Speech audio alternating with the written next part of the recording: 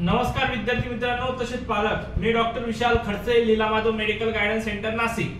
विद्यार्थी मित्रांनो, तुम्ही जर आपल्या YouTube चॅनलवर हा फर्स्ट टाइम व्हिडिओ बघत असाल तर चॅनलला सबस्क्राइब करून ठेवा, जेणेकरून जी काही महत्त्वपूर्ण अपडेट असेल ही तुमच्यापर्यंत पोहोचेल। आणि ज्याही विद्यार्थ्यांना आमच्या फ्री WhatsApp ग्रुप मध्ये जर जॉइन व्हायचं असेल तर डिस्क्रिप्शन मध्ये लिंक दिलेली आहे, तिथे जाऊन सुद्धा तुम्ही 2024 च्या अपडेट साठी जॉइन होऊ शकता। आणि ज्याही विद्यार्थ्यांना 2024 साठी जर काउन्सिलिंग जॉइन करायची आहे आमच्याकडे, ते विद्यार्थी तुम्ही काउन्सिलिंग सुद्धा जॉइन करू शकता। कमीत कमी विद्यार्थी आम्ही घेतो आणि स्टार्ट पासून एंड पर्यंत तुमची सर्व प्रोसेस ऑल ऑफ आम्ही करून देतो। तुमचं ऍडमिशन करून तुमचं नीटचा फॉर्म भरण्यापासून तर तुमचं ऍडमिशन होण्यापर्यंत सर्व प्रोसिजर हे आमच्याकडे असते।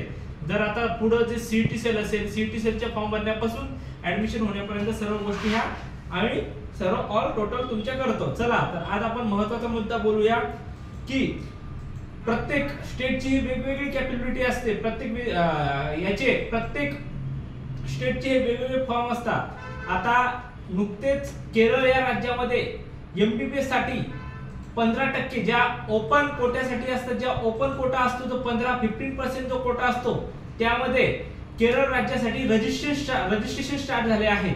त्यांचे रजिस्ट्रेशन हे आधीच करावं लागतात। बऱ्याच स्टेटचा असा रूल्स आहे की आफ्टर नीट रिझल्ट नंतर रजिस्ट्रेशन करावं लागतं, पण केरळ राज्याचे काही राज्य असे आहेत की त्यांची सध्या रजिस्ट्रेशन चालू झालेले आहेत आणि त्यांची शेवटची 17/4/2024 ही शेवटची तारीख आहे केरळ राज्याची। केरळ राज्यामध्ये जास्तीत जास्त विद्यार्थी पार्टिसिपेट होतात। का जास्तीत जास्त विद्यार्थी पार्टिसिपेट होतात? कारण की केरळ राज्याची फीस ही कमीत कमी असते।